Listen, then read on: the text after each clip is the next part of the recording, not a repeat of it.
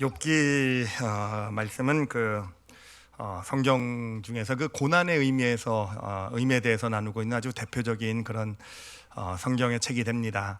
단순히 성경뿐만 아니라 어떤 고난에 대해서 이렇게 연구할 때는 이 일반 학문적으로도 그런 연구의 대상이 되는 책이 바로 욥기 말씀이 됩니다. 그 중에서도 저희가 함께 읽은 이 욥기 23장 10절은 그 고난 가운데 있는 욥이 이제 드렸던 여러 고백 중에서 가장 대표적인 핵심이 되는 고백이라고 할 수 있는 바로 그 부분이 됩니다. 23장 10절 말씀을 욥기를요 다시 한번 좀 읽어보도록 할게요. 뭐라고 욥이 고난 가운데 고백하고 있는지를 함께 다시 읽도록 하겠습니다. 시작. 그러나 내가 가는 길을 그가 아시나니 그가 나를 단련하신 후에는 내가 순금같이 되어 나아오리라. 말씀을 읽어보니까 은혜가 좀 되시죠, 그렇죠? 고난의 의미 가운데 어떤 그런 고난 가운데 내가 단련이 돼서 순금같이 나오리라라는 어떤 그런 어떤 큰 힘이 되는 어떤 하나님께서 나를 단련하시는구나, 어떤 그런 위로가 되는 어떤 그런 말씀이 아니겠습니까? 그런데 여러분 참 좀 어떻게 보면 좀 죄송한 말씀인데 이 지금 우리가 읽은 이 번역이요 성경의 원문의 어떤 그 내용을 제대로 살린 번역이 아니에요. 그러니까 조금 뭔가 잘못 오해할 수 있게 만들어 놓은 번역이 바로 지금 우리가 읽은 그 번역이 됩니다. 성경을 보면 여러 가지 번역들이 있는데 그래서 좀 찾아봤어요. 그래서 원문의 의미를 가장 정확하게 살린 번역이 어떤 것이 있을까 이렇게 찾아보다가 이 세 번역, 성경의 이 세 번역이 이 원문의 의미를 가장 정확하게 전달해 주고 있더라고요. 그래서 이 그 세 번역으로 한번 제가 같은 구절을 욥기 23장 10절을 세 번역으로 읽어드리도록 할게요. 한번 잘 들어보시기 바랍니다. 하나님은 내가 발 한 번 옮기는 것을 다 알고 계실 터이니 나를 시험해 보시면 내게 흠이 없다는 것을 아실 수 있으련만. 느낌이 좀 확 다르죠, 그렇죠? 느낌이 좀 확 달라요. 앞에 쪽은 뭔가 어떤 우리의 믿음의 고백, 고난 가운데서 믿음의 고백을 드리는 것 같은데 두 번째는요, 이 믿음이 아니고 뭡니까? 좀 한탄처럼 들리지 않습니까? 그렇잖아요. 하나님은 내가 발 한 번 옮기는 것까지도 다 알고 계신 분이신데, 내 인생에 그냥 한 발자국을 다 알고 계시는 분이실 텐데, 그리고 지금이라도 하나님께서 나를 시험해 보시면은 정말 나에게 흠이 없다라는 것을 하나님은 분명히 다 아실 텐데 라고 얘기하고 있는 거잖아요. 하소연이죠, 그렇죠? 텐데, 그럼 뭔가 뒤에 빠진 것 같죠, 그렇죠? 뭐가 빠졌습니까? 다 아실 텐데, 그런데 하나님 왜 이러시는 건가요? 바로 그거잖아요, 그렇죠? 다 아시는데 당신은 분명히 그냥 내 한 발자국 다 보아오셨고 지금도 나를 시험해 보시면 내가 하나님 앞에 흠이 없다는 걸 다 아실 텐데, 하나님 도대체 나에게 왜 이러시나요? 하나님 도대체 나한테 왜 이런 일을 허락하시고 왜 내가 이 고난 가운데 있어야 되고 하나님 왜 나에게 이런 일을 허락하시는 건가요? 나는 어떤 한탄과 어떤 풀리지 않는 어떤 질문, 이 질문을 던지고 있는 구절이 바로 이 욥기 23장 10절의 내용이 되는 것입니다. 바로 우리가 믿음의 길을 걸어가면서 우리는 고난도 어려움도 좀 맞이하게 되고요. 그러면서 영적 침체에도 빠지게 되죠, 그렇죠? 특히 어떤 그것이 길어지고 어떤 이해할 수 없고 힘든 어떤 그런 일들이 벌어지게 될 때 우리도 같은 고백을 같은 한탄과 같은 어떤 의문을 하나님께 고백하게 되지 않겠습니까? 그런 비슷한 고백 해보신 분들 계시죠, 그렇죠? 저도 있어요. 하나님 도대체 나에게 왜 이러시는 건가요? 도대체 왜 이러시는 것인가요? 그리고 오늘은 바로 이 구절을 중심으로 해서 이 욥기가 우리에게 주는 메시지를 좀 함께 찾아보려고 해요. 고난의 의미에 대해서 왜 하나님께서 왜 이런 고난을 허락하셨는지, 거기서 주시길 원하시는 믿음이 무엇인지를 함께 욥기를 이렇게 쭉 살펴가면서 흐름을 좀 같이 전개해 가면서 같이 알아가는 시간을 갖도록 하겠습니다. 자, 욥이 이제 이런 한탄 고백을 드리는데요. 사실은 이런 고백, 하나님 나에게 왜 이러시나, 이런 고백을 드릴 만한 어떤 충분한 이유를 가지고 있는 인생을 살았음을 우리는 볼 수가 있습니다. 욥기 1장 1절로부터 3절을 보면은요, 욥이 어떤 사람이었는지에 대해서 성경은 아주 정확하게 얘기해주고 있어요. 제가 읽어드리겠습니다. 우스 땅에 욥이라고 불리는 사람이 있었는데 그 사람은 온전하고 정직하여 하나님을 경외하며 악에서 떠난 자더라. 괜찮은 사람 맞죠, 그렇죠? 그에게 아들 7과 딸이 셋이 태어나니라. 그의 소유물은 양이 7,000마리요, 낙타가 3,000마리요, 소가 500결이요, 암나귀가 500마리이며 종도 많이 있었으니 여기까지는 뭐 중요한 건 아니겠죠, 그렇죠? 예, 이번에 몽골 가서 실컷 양하고 다 보고 왔어요. 그래서 별로 감동이 안 돼요. 양 7,000마리, 예, 그런데 이 사람은 동방 사람 중에 어떤 사람이라고요? 가장 훌륭한 자더라. 예, 정말 하나님 앞에 이렇게 온전하고 정직하고 하나님을 경외하고 악에서 떠나고 해서 동방에 있는 모든 사람 중에서 가장 괜찮은 사람이 욥이다라고 성경은 평가하고 있다라는 것이죠. 실제로 구약 성경을 보면은요, 구약 성경에 보면은 구약에 나오는 많은 믿음의 사람 중에서 의인의 대표를 3사람을 꼽아요. 예, 정말 하나님 앞에 의인이었다라 대표 3명을 뽑을 때 그 3명이 누구냐면은요, 한 사람은 노아고요, 노아.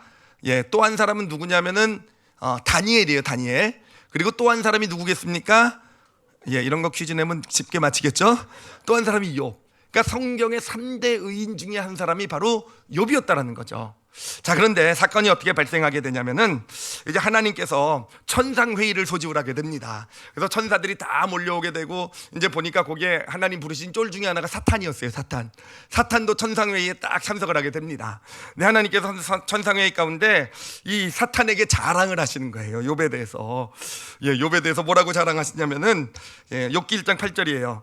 여호와께서 사탄에게 이르시되 내가 내 종 욥을 주의하여 보았느냐? 그와 같이 온전하고 정직하여 하나님을 경외하며 악에서 떠난 자는 세상에 없는지라. 예, 하나님 자랑이 좀 심하시죠, 그렇죠?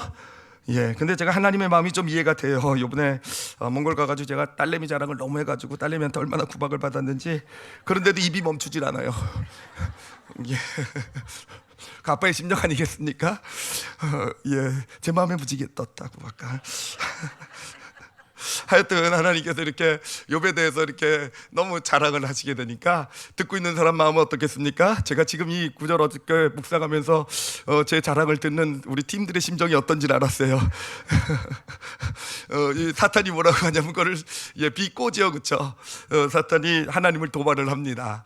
뭐라고 도발하냐면은 사람 중에 까닭 없이 하나님을 그렇게 경외하는 자는 없다라는 거죠. 왜 욥이라는 사람도 왜 하나님을 그렇게 경외하고 믿음이 좋은 것처럼 보이냐? 워낙 축복을 많이 받았으니까. 정말 좋은 거가 너무 하나님께서 주신 게 너무 많은데 그렇게 많은 축복 받은 사람 중에 하나님을 경외하지 않을 사람이 어디 있습니까? 이렇게 도발을 한 거예요. 그래요. 우리도 그렇죠. 하나님이 나를 엄청 축복해 주시면 하나님 더 경외할 거 맞죠, 그렇죠? 그러시면 안 됩니다. 근데 하여튼 이렇게 사단이 도발하게 되는데 하나님께서요 이 도발에 넘어가셨어요. 넘어가신 것처럼 보여요, 최소한. 그래가지고는 사단에게요 정말 그래 한번 해볼까? 우리 한번 내기해 볼래? 막 이런 분위기예요. 우리 한번 내기해 볼까? 그래, 네가 한번 욥의 모든 소유를 한번 다 쳐봐라. 그 대신 몸만 건들지 마. 몸은 건들지 말고 어디 한번 그가 가지고 있는 소유를 네가 한번 마음대로 해봐. 나는 욥을 믿어. 이렇게 하나님께서 얘기하신 거예요. 그랬더니 이제 이 사단이 잘 됐구나 싶어가지고는 욥의 모든 재산을 한순간에 다 없애버리게 한 것이고요. 그리고 아들 7과 딸 셋도 다 한순간에 사고로, 집이 무너지는 사고로, 돌풍이 불어서 이런 사고로 한꺼번에 다 죽게 된 거예요. 정말 어마어마한 재난, 모든 걸 다 잃어버리는 그런 고난이 그냥 그 욥의 삶 가운데 닥쳐온 것입니다. 그 가운데 욥도 이제 슬퍼하며 고통을 하죠. 그렇지만 그 슬픔과 고통 가운데서도 욥이 이렇게 고백을 합니다. 욥기 1장 21절을 보면은요, 이르시되 내가 모태에서 알몸으로 나왔사온즉 또한 알몸이 그대로 돌아갈올지라 주신 이도 여호와시요 거두신 이도 여호와시니 여호와의 이름이 찬송 받으실지어다 하니. 믿음 좋죠, 그렇죠? 예, 믿음 좋죠, 그렇죠? 이런 믿음 어떤 믿음이겠습니까? 예, 어떤 믿음이죠? 예, 제가 예를 좀 이렇게 좀 와닿게 좀 예를 들어드리면은요, 예, 교회에 어떤 한 집사님, 이거 실제 있었던 일이에요. 집사님, 권사님, 부부가 계셨어요. 부부가 계셨는데 부자셨습니다. 굉장히 어떤 재산도 많고 큰 사업도 하시는 분인데 어느 날 어떤 계약을 하나를 잘못 맺게 되고요. 그것으로 인해서 이 사업이 한번 망하기 이렇게 잘못되기 시작하면 한꺼번에 무너진다 그러더라고요. 정말 3개월 만에, 정확히 3개월 만에 모든 걸 다 잃어버리게 됩니다. 예, 모든 걸 다 잃어버리게 되고 반지하, 연립주택 반지하로 두 분이 이사를 들어가서 사시게 돼요. 근데 그 이사를 들어간 날이 토요일이었어요. 토요일. 자, 그러니 그 다음 날이 주일 아니겠습니까? 이제 성도들이 참 워낙 좋으신 그 집사님 권사님이셨기 때문에 너무 안타까워하고 우리 목사님도 안타까워하면서 정말 저 어려움 가운데 정말 마음이 정말 아프고 힘들었겠죠, 그렇죠? 근데 그 다음 날 주일 날이 된 거예요.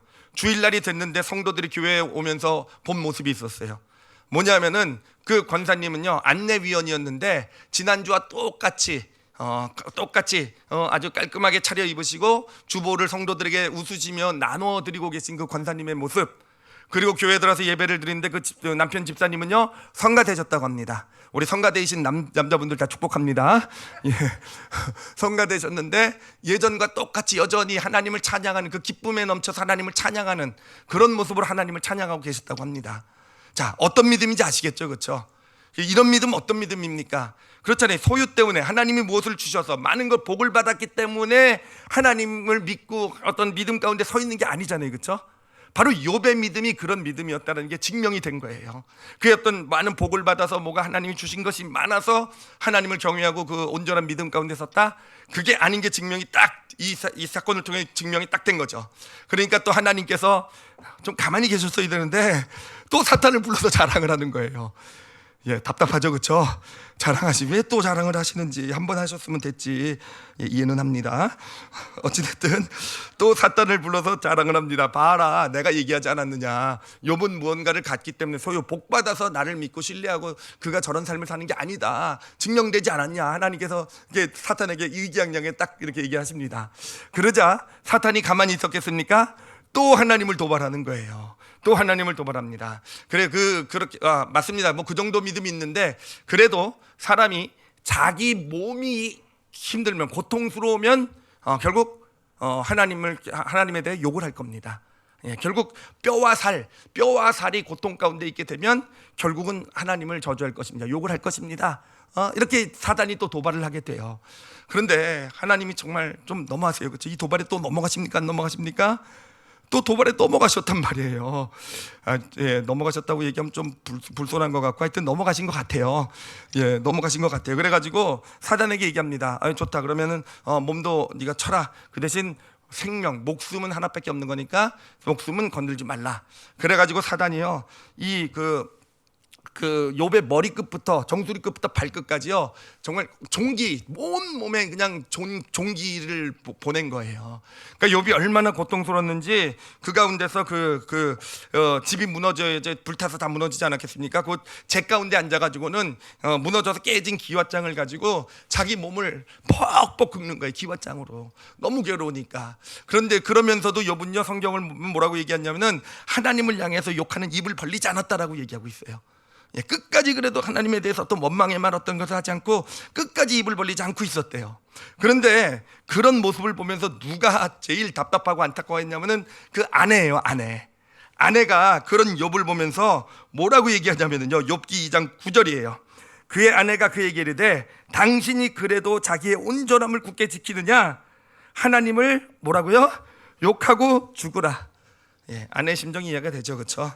예, 저런 고난, 자녀과 자식과 재산 다 잃고 자기도 정말 죽지 못해 사는, 정말 목숨이 붙어 있으니까 사는 거지, 이게 사는 겁니까? 그런 고통 가운데서 정말 그렇게 정말 신음하고 있으면서도, 그러면서도 입을 꼭 다물고 있는 남편을 보면서 그냥 하나님 욕하고 좀 죽어버려라.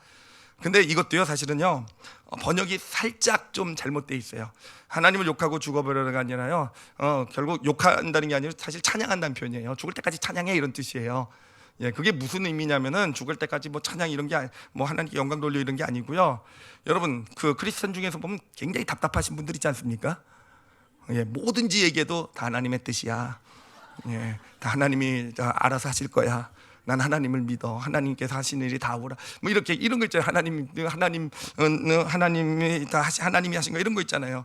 이런 사람들 보면 정말 대화가 안 되죠, 그렇죠? 뭐 설득하고 얘기하다가도 그런 사람들 보면 뭐랍니까? 그래, 너 죽도록 하나님이나 잘 믿어라, 그래. 뭐 이런 말이에요, 이런 말. 넌 그래, 하나님, 그래, 너는 죽을 때까지 하나님이나 잘 믿으며 살아. 뭐 이런 뜻이에요. 그러니까 대화가 안 된다, 답답하다, 뭐 이런 예, 하여튼 이런 욥의 모습을 보게 됩니다. 이렇게 끝까지 입을 다물고 있었던, 정말 그런 고난 가운데서 입을 다물고 있었던 욥이에요. 근데 저희가 여기까지 해서 볼 수 있는 한 가지 아주 중요한 사실, 욥이나 그 당시 거기 있었던 사람들은 모르지만 우리는 알고 있는 중요한 사실이 뭡니까? 이 모든 고난이요, 욥과는 상관없는 곳에서 결정이 돼서 진행되고 있다는 거죠. 그렇죠? 저 욥하고는 전혀, 욥이 뭘 한 것과는 전혀 상관이 없는 곳에서 지금 욥의 입장에서 얼마나 억울하겠습니까? 하여튼 그런 상황 가운데서 지금 모든 이런 고난 어려움들이 욥에게 찾아왔다는 겁니다. 자, 이런 상황에서도 끝까지 어찌됐든 입을 다물고 하나님을 욕하지 않고 이렇게 하여튼 그런 고통 가운데 있었던 욥인데, 이 욥이요 결국은 흔들리게 돼요. 언제 흔들리게 되냐면은 욥이 이런 고난 가운데 있다라는 소식을 듣고요, 이런 어떤 정말 어마어마한 재난이 닥쳤다는 소식을 듣고 친구 셋이 찾아오게 됩니다. 셋이 찾아와서 욥을 위로를 한다고 찾아와요. 근데 위로를 한다고 찾아와서 보통 위로만 하고 끝납니까? 뭘 좀 더 합니까? 뭘 좀 더 하죠. 뭘 하려고 합니까? 설명하려고 그러죠. 그렇죠? 네가 왜 이런 고난을 당하고 있는지 아냐? 왜 하나님께서 이런 일을 하고 계신 줄 아냐? 여러분, 위로만 하시기 바랍니다. 찾아가시면. 아시겠죠? 진짜요, 그런 사람이 제일 꼴배기 싫다고 얘기하면 그렇지만 정말 위로만 해야 돼요. 진짜 위로하러 갔으면 위로만 하고 정말 같이 울어주고 같이 아파해주면 되는 거지, 뭐 네가 이런 일을 했기 때문에 하나님의 뜻이 이런 것이고 하나님이 이렇고 저렇고 이렇게는 안 하는 게 여러분 맞아요. 만약에 그렇게 말이 나오려고 하면은요, 그냥 가서 기도만 해주시는 게 어쩜 맞을지도 몰라요. 하여튼 이 욥의 세 친구는 이제 욥을 찾아와 가지고 위로를 해줘요. 제가 성경을 봤더니 위로하는 장면은요 딱 한 장이더라고요. 한 장. 그것도 욥이 당한 상황이 너무나 정말 비참하고 힘드니까 말로 위로도 잘 못합니다. 뭐라고 할 말이 없으니까 그냥 말로 위로는 못하고 지켜만 봐요. 그런데 그 다음에 이제 욥과 같이 욥에게 이제 충고를 해주기 시작합니다. 하나님이 왜 이런 일을 벌이시는지에 대해서. 근데 그 분량은요 어마어마하게 길어요. 막 10몇 장, 20장 가까이 될 정도로 그런 내용이 이제 세 명이 막 번갈아 가면서 욥을 얘기하는데, 그 포인트는 뭐냐면은 아주 길게 나와 있지만 포인트는 사실은 아주 간단해요. 욥이 계속 그 친구들 앞에서 얘기를 하는 거예요. 내가 이런 고난을 당할 만한 나는 행동을 한 적이 없는 것 같다. 나는 하나님 앞에 이렇게 내가 이런 고난을 당할 만한 죄를 짓지 않았다. 이런 게 이제 욥의 말이었어요. 그런데 친구들이 그것을 보고 한 얘기, 하여튼 간단합니다. 다 셋이 번갈아 가면서 한 얘기가 뭐냐면은 하나님은 의로우신 분이시다. 하나님은 공의 하나님이시고 하나님께서 이유 없이 당신의 사람에게 고난을 주시는 분이 아니다. 그러니까 분명히 내 안에 뭔가 문제가 있을 것이다. 네가 보지 못하는 감춰있는 그런 죄가 있을 테니까 그 죄를 하나님 앞에 회개해라. 찾아서 회개하고 하나님과 관계를 회복해라. 그래야 된다. 하여튼 세 명이 번갈아 가면서 그냥 어마어마한 분량을 그렇게 욥에게 충고를 하는 거예요. 그런 충고를 듣고 욥도 이 마음이 힘들었던 겁니다. 정말 욥도 마음이 너무 힘들었던 거예요. 정말 그런 얘기 세 명이 와가지고 그냥 계속 자기를 정죄하고 비판하고 판단하는 가운데 너무 힘들어서 결국 입에서 나온 말, 그 말이 우리가 오늘 읽었던 본문 말씀이 되는 거예요. 욥기 23장 10절 말씀이 되는 거예요. 다시 한번 읽어드리도록 할게요. 그런 친구들의 막 정죄를 들으면서 그냥 정말 마음속 깊이 있었던 그의 어떤 의문, 갖고 있었던 어떤 의문, 정말 도저히 이해가 되지 않았지만 하나님 앞에 그래도 내어놓지 못하고 있었던 그 의문이 바로 이것이에요. 하나님은, 당신은 내가 발 한 번 옮기는 것을 다 알고 계실 터이니 지금이라도 나를 시험해 보시면 내게 흠이 없다는 것을 정말 다 아실 수 있을 텐데 하나님 도대체 왜 이러시는 겁니까? 하나님 도대체 나에게 왜 이러시는 겁니까? 라고 그 마음을 쏟아낸 고백이 되는 것입니다. 그래, 어떻습니까? 이 상황, 욥의 상황 가운데 이 욥이 이런 고백하는 거 이해가 되시죠? 그렇죠? 이해가 되시죠? 저도 이 욥의 이것을 보면서 너무 이해가 사실 잘 되더라고요. 저는 욥하고 뭐 비교도 안 되는 사람이고 정말 발톱의 때만큼이라고 얘기하면 너무 비참하지만 하여튼 정말 이 믿음의 모습이나 삶의 모습 보면 비교도 안 되는 사람이지만 저도 사실은 이런 의문을 정말 하나님 앞에 일어나 표현을 했었던 때가 있었어요. 정말 저는 옳은 길이라고 생각하고, 저도 정말 하나님이 원하시는 길이라는 정말 가기 싫은 길이었지만 이게 하나님 원하신 길이라고 믿고 걸어갔던 그런 길이 오히려 정말 큰 아픔이 되고 너무 큰 어떤 고통이 되고, 오히려 그 가운데 더 비난과 어떤 세상의 손가락질을 받게 되고, 어떤 그런 삶을 무너뜨리는 그런 일들이 막 생기고 막 이러면서 정말 저도 정말 비슷한 고백을 그때 했었던 것 같아요. 하나님 왜 나에게 이러십니까? 정말 왜 내가 하나님 원하시는 길 가고 있는 거잖아요. 하나님 정말 하나님이 원하시는 길 맞잖아요. 아니라면 알려주세요. 왜 나한테, 근데 하나님 왜 이러시는 겁니까? 뭐 저 같은 사람도 드리는데, 욥이라면, 욥의 상황이라면 충분히 어떤 하나님께 드릴 만한 어떤 하소연이고 어떤 그 마음속에 감춰져 있던 질문 아니었겠습니까? 그래 욥은요, 그런 친구들의 어떤 정죄 가운데 마음이 흔들리게 되고 결국은 마음속에 있는 질문을 하나님 앞에 쏟아놓게 되는 거예요. 좀 하나님, 다시는 당신께서 왜 나에게 이런 일을 벌이십니까? 왜 하나님 이러시는 겁니까? 하나님께 이렇게 쏟아놓게 돼요. 질문하게 돼요. 그런데 하나님께서는요, 그 질문에요 답을 안 하세요. 하나님께서는 대답을 안 하세요. 여러분, 어떤 사람이 질문을 던졌을 때 대답을 안 하는 이유는 두 가지가 있어요. 첫 번째 이유는 뭡니까? 질문을 못 알아들으면 대답을 못 해요. 그래서 무슨 질문 하는지 못 알아들으면 못 하죠. 그리고 두 번째는 뭔지 아십니까? 대답할 가치가 없으면 대답을 안 해요. 예를 들면은 제가 어렸을 때 기억이 나는데, 유치원을 처음 들어갔는데 저희 집이 아파트 3층이었고 1층에 있는 유치원이었어요. 근데 제가 어렸을 때 유치원 때 좀 교만했던 것 같아요. 그래가지고 유치원을 한 몇 달 다니다가 제가 유치원 안 가기 시작했어요. 그리고 놀이터에 놀기 시작했어요. 그래서 정말 그걸 이제 당연히 부모님 귀에 들어가지 않았겠습니까? 그래서 부모님이 저한테 와가지고 이제 너 왜 유치원 안 갔냐 그래가지고 제가 그랬죠. 어머니, 제가 언제까지 이런 교육을 받아야 되나요? 답을 안 해주시고 그냥 후드려 패기만 하시더라고요.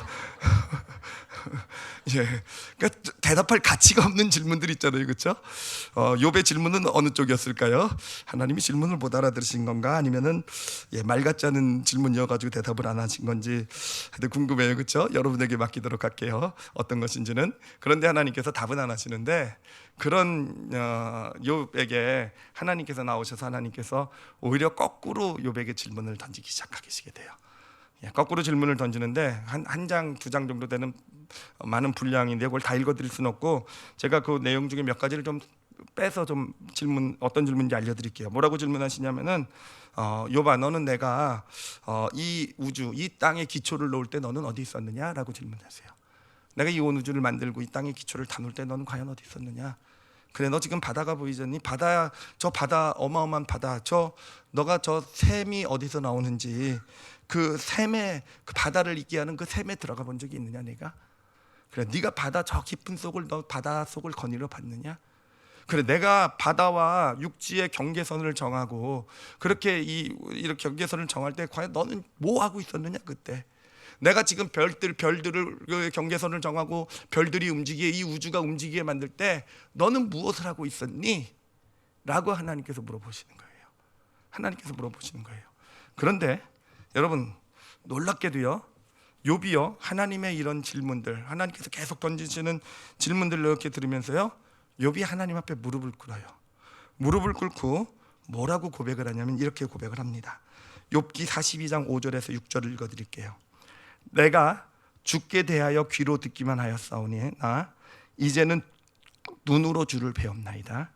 그러므로 내가 스스로 거두어드리고 티끌과 재 가운데 회개하나이다. 욥은요, 그래요. 하나님, 도대체 왜 나에게 이런 일을 하십니까? 라는 질문을 던졌는데 하나님께서 그에 대한 대답을 안 주셨어요. 그리고 내가 우주를 창조할 때, 내가 이 땅의 기초를 할 때, 내가 이런 일을 할 때 너는 과연 어디 있었느냐? 라는 질문 가운데 욥이 고백하는 거예요. 이 질문 가운데서 내가 귀로만 들었던 하나님을 눈으로 보게 되었다는 거. 무슨 뜻입니까? 머리로 지식으로 알고 있었던 하나님인데 그 질문을 들으면서 드디어 그가 하나님을요, 마음으로, 가슴으로 받아들이게 됐다는 거예요. 하나님을 경험하게 됐다는 거예요. 눈으로 보는 것처럼 보고 그 하나님을 영혼에 담게 되었다는 거예요. 그리고는 제 가운데 무릎 꿇어서 드디어 무엇을 하게 됩니까? 진정한 회개를 이루게 되었다는 겁니다. 진정한 회개를 이루게 돼요. 그리고 이 고백과 함께 욥은요, 욥의 고난이 끝나게 돼요.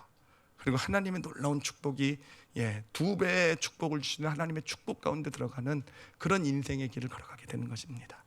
그렇다면은 여러분, 이 질문 가운데서 욥이 과연 무엇을 깨달았기에 정말 그렇게 하나님 앞에, 하나님 도대체 나에게 왜 이러시는 것입니까? 라고 질문을 던지던 그 고난 어려움 가운데 이해되지 못해서 정말 고통하며 그 마음속에 있던 걸 쏟아놓았던, 도대체 왜 이러십니까? 했던 욥이 이 이야기, 도대체 무엇을 깨달았기에 정말 이 하나님의 질문 가운데서 내가 드디어 하나님을 진짜 눈으로 보고 알게 되었습니다, 당신 앞에 회개합니다 라는 고백으로 하나님 앞에 설 수 있게 되었을까라는 거예요. 고난은 여전히 있는데, 고난 여전히 종기 가운데서 정말 벅벅 긁지 않으면 살 수 없는 그런 여전히 모든 건 다 잃어버린 상황이고, 여전히 정말 삶은 너무 힘들고 고통스러운데, 그럼에도 하나님 앞에 어떻게, 이제는 됐습니다, 하나님 회개합니다, 어떻게 회복할 수 있었을까? 도대체 무엇을 깨달았을까 하는 거예요. 여러분, 욥이 깨달은 것이 무엇이냐면요, 이것을 간단하게 말씀드리면 바로 하나님이 창조주신 걸 깨달은 거예요.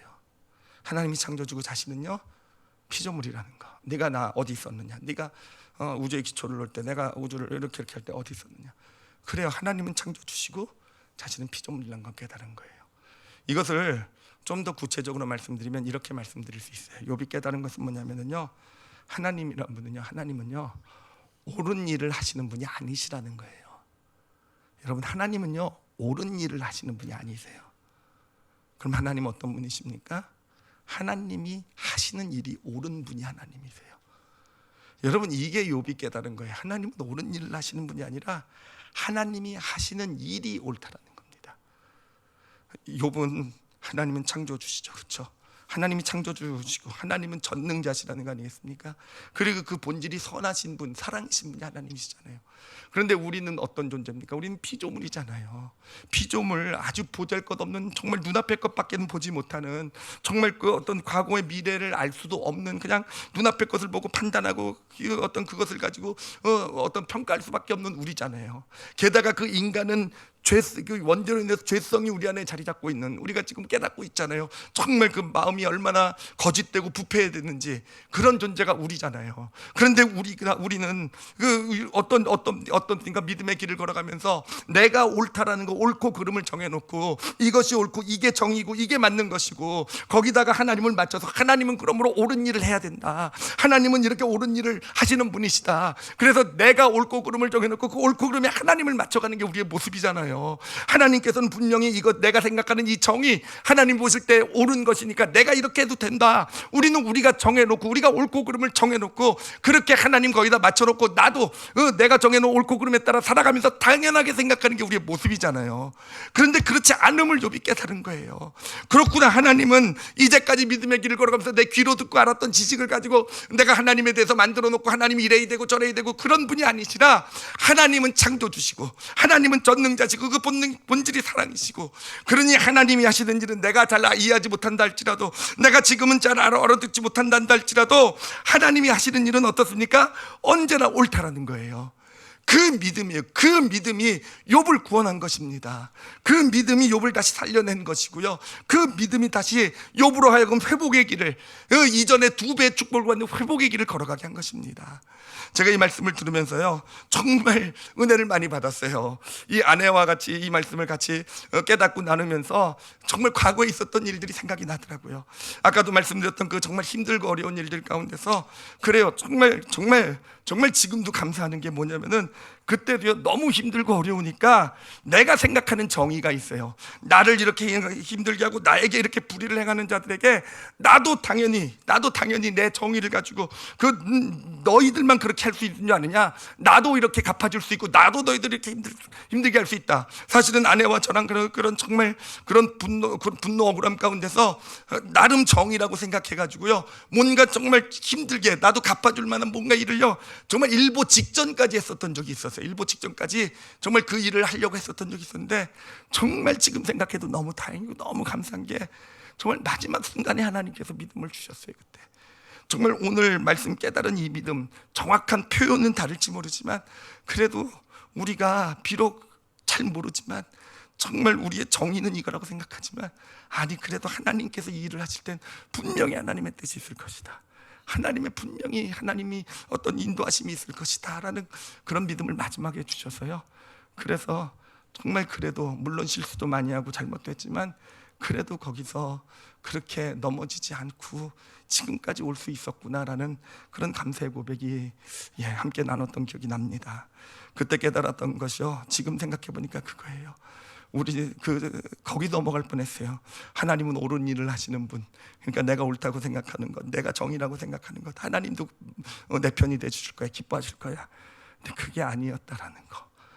정말 그때 주셨던 믿음이 그거였구나. 하나님이 하시는 일이 옳다라는 거. 하나님이 하시는 일이 옳다라는 거. 그래 여러분, 하나님이 하시는 일이 옳아요. 제가 지금 당당하게 말씀드릴 수 있어요.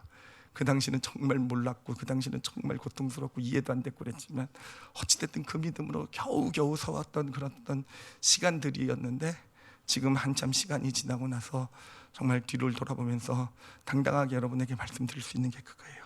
여러분, 하나님이 하시는 일이 옳습니다. 하나님 옳은 일을 하시는 분이 아니세요. 우리 크리스찬들이요, 정말 고난과 어려움 가운데 넘어지고 무너지는 이유가 바로 삶의 문제들 힘든 가운데서 정말 하나님으로부터 멀어지는 이유가 바로 여기에 있는 거 아니겠습니까?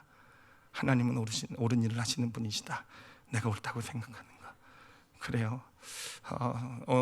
일부 예배 말씀을 이제 전하면서 또 기도하면서 이렇게 깨달아진 게, 어쩌면 오늘날 이 기독교의 자꾸 교회들이 세상에 어떤 손가락질을 받고 우리 크리스찬들이 자꾸 어떤 그런 이유가, 그렇게 좀 자꾸 세상에서 자꾸 무너진 모습으로 이렇게 세상에 보여지는 이유가 바로 하나님은 옳은 일을 하시는 분이다.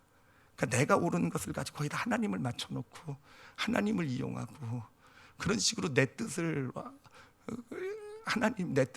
펼친데 하나님을 이용하고 있는 게 바로 우리들의 모습, 어떤 오늘날 교회가 힘을 잃어가는 모습이 아닌가라는 그런 마음이 들었어요. 정말 우리 크리스찬이 걸어가야 될 길을, 하나님의 교회가 걸어가야 될 길은 무엇이겠습니까? 어떤 상황에서도요, 정말 하나님이 오르시다라는 거, 그 믿음을 가지고 하나님이 오르시다는 그 믿음 가운데, 그 믿음 아래서 그러니 하나님이 원하시는 것이 무엇입니까? 순종하며 걸어가는 것이 진짜 고난 가운데 하나님의 축복을 받는 그런 믿음인 줄 믿습니다. 하나님께서 욥에게, 그 믿음 좋던 욥에게 왜 이런 고난을 허락하셨을까? 그래요. 이 믿음 주시려고 그랬던 거더라고요. 욥은 완벽했어요. 그렇죠? 삶의 모습, 스스로 옳다고 생각하는 그대로 하나님 원하신 옳음이라고 생각한 것을 그대로 잘 살아냈던 사람이에요. 근데 그런 사람 욥에게 하나님은요, 한 단계 더 높은 믿음, 그 믿음 뭡니까? 하나님이 하시는 모든 일이 옳다라는 거. 이 믿음을 주시기 원하셔서였구나.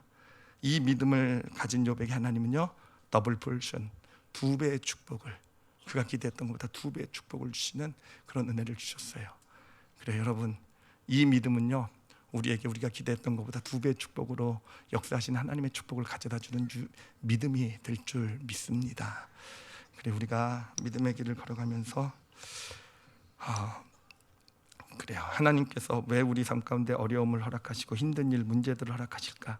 물론 각자 여러 가지 다양한 이유가 있을 수 있어요. 그렇지만 여러분, 그 근원에 있는 이유는요, 바로 우리가 그 고백을, 그 믿음을 갖기 원하시는 거예요. 하나님이 하시는 일은요, 언제나 옳다라는 거.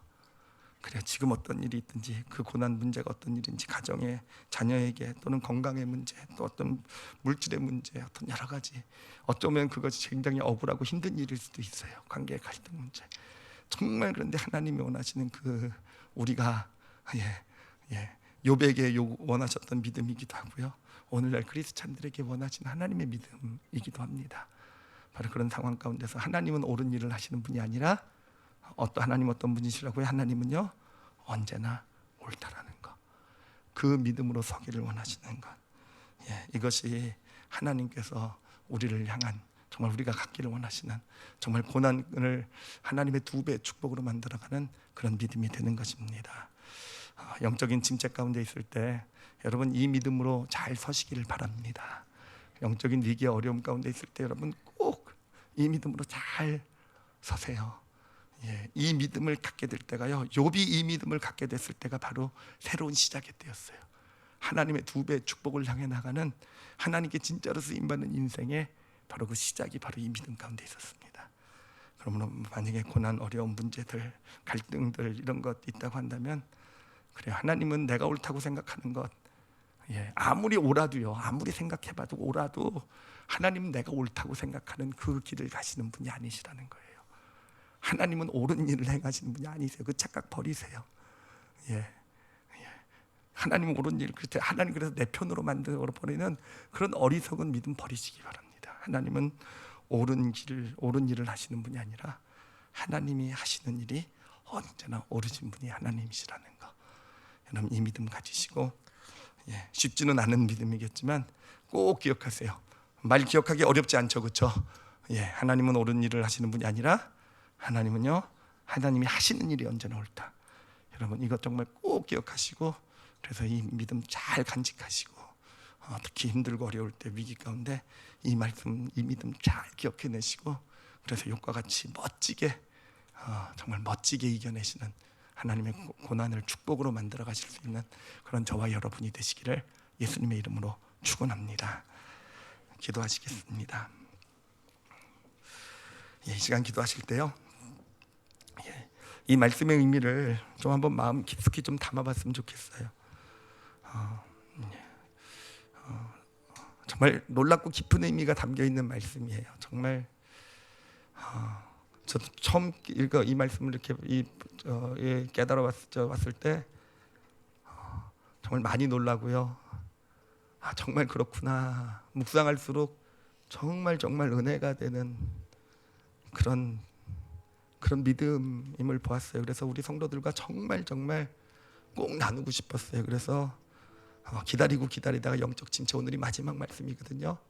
영적 침체 마지막 결론으로 드리는 거예요. 결론으로 이 말씀 꼭 잊지 말고 좀 우리가 간직하고, 만약에 이 말씀대로 살지 못했다면 좀 돌이키셨으면 좋겠어요. 그래서 내 정의, 내 옳음을 가지고 하나님을 갖다 붙이고 하는 그런 믿음 우리가 좀 내려놨으면 좋겠어요. 하나님은 옳은 일을 하시는 분이 아니라 하나님이 하시는 일이 옳아요. 그게 어떤 일이든, 그게 지금은 어떤 아픔이고 어떤 고통이고 어떤 이해하지 못하는 왜 이런 일, 그래도 우리는 서야 돼요. 하나님이 옳으십니다 라는 이 고백 가운데, 그 고백 아래서 하나님 그러면 내가 어떻게 해야 됩니까? 라고 물어봐야 돼요. 거기서부터 진짜 하나님께서 회복시키시고 하나님께서 이를 2배 축복으로 만들어 가시는 그런 시작이 이루어지게 되는 것입니다. 여러분의 삶을 한번 돌아보세요. 만약에 지금 가정의 어떤 문제들, 또 자녀 어려움이 있다고 한다면요, 여러분 마음부터 먼저 바꾸세요. 왜 하나님, 왜 나에게 이런 일을, 이 마음에서요, 왜 이런 일을 허락하십니까? 라는 이 마음에서 이것도 하나님이 오르십니다 라고 그 고백을 바꾸세요. 힘들어도 하나님이 오르십니다 라고 바꾸셔야 돼요. 가난의 문제, 또 질병의 문제도 마찬가지, 아픔, 어려움, 또 질병이 오래 가는 경우도 있잖아요. 왜 하나님은 왜 이러실까? 왜 아직도 나를 이렇게, 우리의 어떤 질문을 바꿔야 돼요.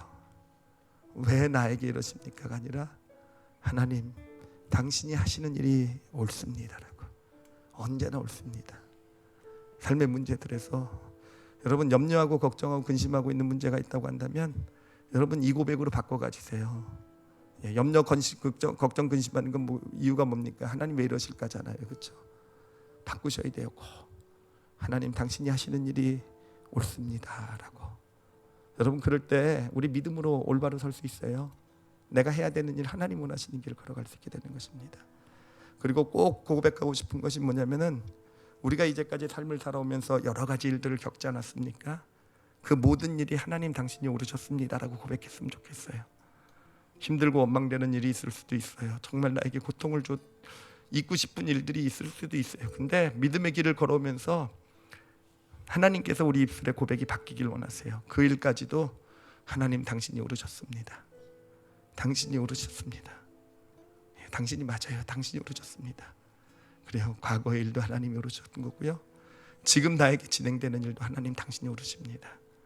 이 고백으로 우리가 설 수 있길 원합니다. 우리 다 같이 오늘 말씀을 놓고 자신의 삶을 바라보면서 우리 마음껏 고백하시고 마음껏 믿음 고백하시고 하나님 오르십니다 인정해드리는 그런 기도 우리 함께 통성으로 기도하시겠습니다. 하나님 아버지 감사합니다. 아버지 이렇게 오늘 하나님 당신의 말씀 잘 나눌 수 있도록 이끌어 주신 것 감사합니다. 하나님 아버지 정말로 어떤 그런 믿음, 정말 내가 옳고 하나님은 그러니 내 편일 것이고 하나님 그 교만을 우리가 다 내려놓을 수 있기를 원합니다. 지금 이 자리에 아버지 하나님 정말 다 내려놓는 믿음이 있기를 원하고 정말 하나님 당신이 오르십니다.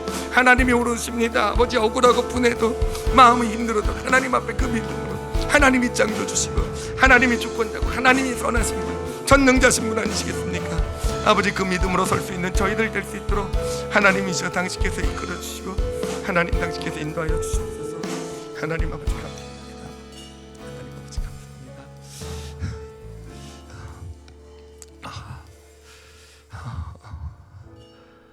그래 우리가 하나님 왜 이러십니까? 왜 나에게 이러십니까? 라는 고백 밑에는요 우리의 교만이 자리 잡고 있는 거예요. 하나님은 옳은 일, 내가 생각하기에 옳은 일을 하셔야 된다는 거. 근데 그렇게 하지 않으니까 하나님 왜 이러십니까? 왜 나에게 이런 일을 주십니까? 이렇게 우리가 질문하는 거 아니겠습니까? 그리고 이 죄의 정말 무서운 점은요, 그래 우리가 그럼으로써 창조주, 하나님을 창조주의 자리에서 끌어내리는 거예요. 내가 오히려 하나님의 의지에 가서서 내가 옳다고 생각하는 대로 하나님이 가셔야 되는, 그래 정말 무서운 교만의 죄가요, 그래요 하나님은 옳은 일을 하셔야 된다는 건 내 생각에 내가 정의라고 생각하니까 그래요. 기도하겠습니다. 하나님 우리로부터 이 교만이 없어지기를 간절히 소원하며 기도합니다. 하나님 몰랐는데 그래요 교만이었어요. 이렇게 돼야 되고 저렇게 돼야 되고 하나님이 이렇게 역사하셔야 되고 내가 생각하는 건 내가 옳고 생각하는 게 정의고 그래서 이게 당연한 일이고 하나님 아버지 저희들이 모든 것 이 시간에 우리 관계 가운데서 또 삶의 모습들 가운데서 하나님 다 내려놓는 그런 은혜를 허락하여 주시옵소서. 하나님 가정 가운데 고통과 힘듦이 있고 하나님께 왜 이러십니까? 하나님 왜 이런 아픔이, 하나님 이것이 온전히 내려놔질 수 있기를 소원하며 기도합니다. 관계 가운데서도 삶의 어려움과 문제들 가운데서도 하나님 우리도 욥에게 주신 그 믿음으로 이 시간 설 수 있기를 소원합니다. 하나님 이 시간 여기 있는 우리 성도들 영혼 가운데 특히 힘듦, 어려운 일들, 고난들 정말 지속되는 어떤 나는 옳다고 생각하는데 어려움이 지속되고 문제가 계속되는 그런 삶 가운데 있는 성도들이 있는 줄 압니다. 하나님 저들의 마음 가운데 입술 가운데 이 고백 주십시오. 하나님이 하시는 일이 언제나 옳다라는 거. 지금 이 일이 이해되진 않고 힘들고 어렵고 고통스러워도 아니 하나님이 옳다라는 이 고백 위에 우리 성도들 꼭 서게 해 주시옵소서. 그래서 하나님 욥에게 주셨던 우리를 향한 약속인 줄 압니다. 2배의 축복을 주시겠다는 거. 이 고난과 이 어려움을 통해서 오히려 우리 삶을 2배로 믿음 주시고 축복 주시는 하나님의 놀라운 은혜와 축복이 우리 성도들의 삶 가운데 임하게 하여 주시옵소서. 하나님 저희들 정말 믿음 약해요. 저도 믿음 정말 약하고 하나님 정말 내가 옳은 것이 정이고 하나님이 그러셔야 되고 하나님 이 믿음 약한 우리들 하나님 돌아봐 주시고 하나님 정말 은혜 받으며 정말 하나님이 오르시다 이 고백으로 이미 내 과거에 있었던 모든 일들도 정말 하나님이 오르셨습니다 라고 정말 하나하나 고백해서 하나님 앞에 우리 과거를 다 올려드릴 수 있는 우리, 또 지금 진행되는 일들 가운데서도 하나님이 오르십니다. 나는 이 고백으로 힘들고 어려워도 정말 창조주 하나님 앞에서 나갈 수 있는, 피조물로 하나님 앞에 설 수 있는 하나님 그런 우리 한 사람 한 사람 되게 하여 주시옵소서. 아버지 감사합니다. 감사드리며 예수님 이름으로 기도드렸사옵나이다. 아멘. 아멘.